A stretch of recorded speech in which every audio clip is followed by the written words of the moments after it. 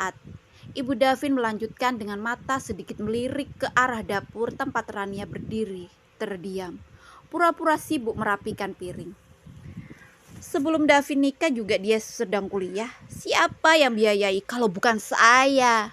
Setelah nikah pun Davin masih kerja serabutan buat biayain kuliah dan kebutuhan rumah tangga. Jangan semuanya ditarik-tarik ke istri.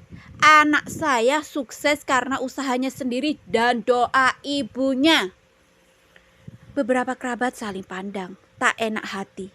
Rania yang mendengar semuanya hanya bisa menggenggam sudut apron dapur yang ia kenakan. Hatinya menegang, matanya mulai panas. Ia tahu tidak semua orang akan mengerti perjuangannya.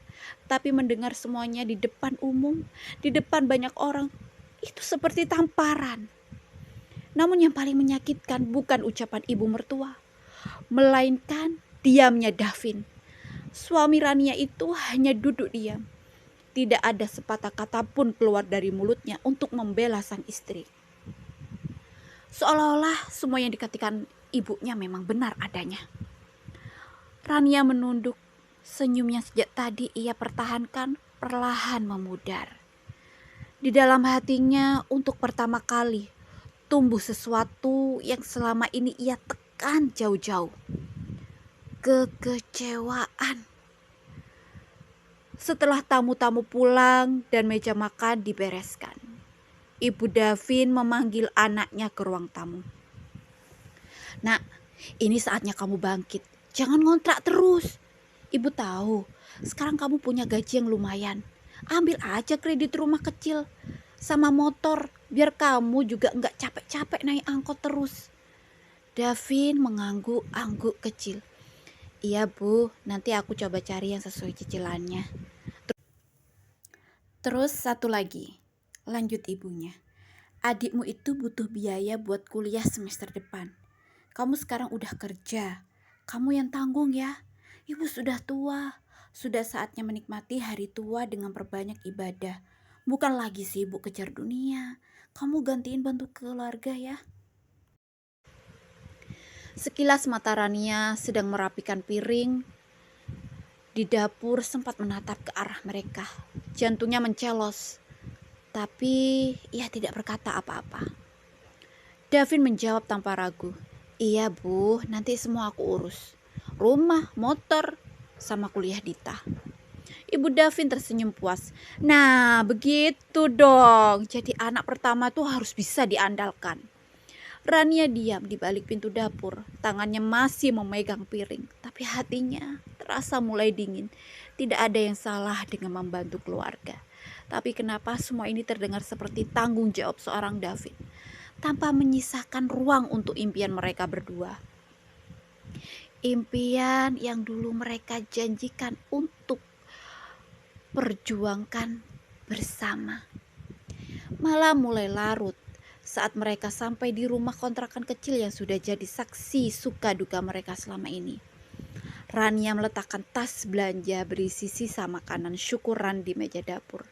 Sementara Davin langsung melepas sepatu dan duduk di kursi ruang tengah.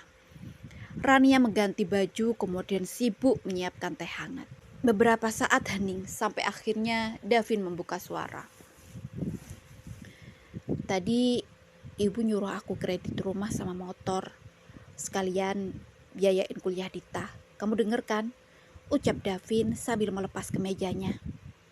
Suara tenangnya terdengar seperti ingin meyakinkan, bukan mengajak berdebat. Rania menoleh pelan. Dengar?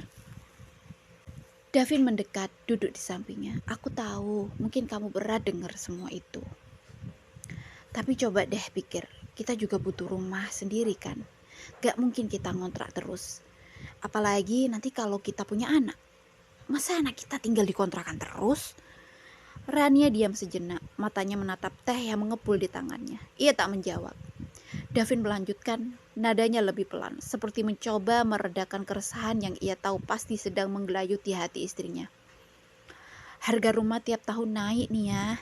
Kalau kita nggak mulai sekarang, nanti makin berat. Motor juga perlu buat mobilitas. Aku cuma pengen kita pelan-pelan punya hidup yang lebih baik. Rania mengangguk perlahan meski sorot matanya tetap sendu. Aku ngerti, Vin.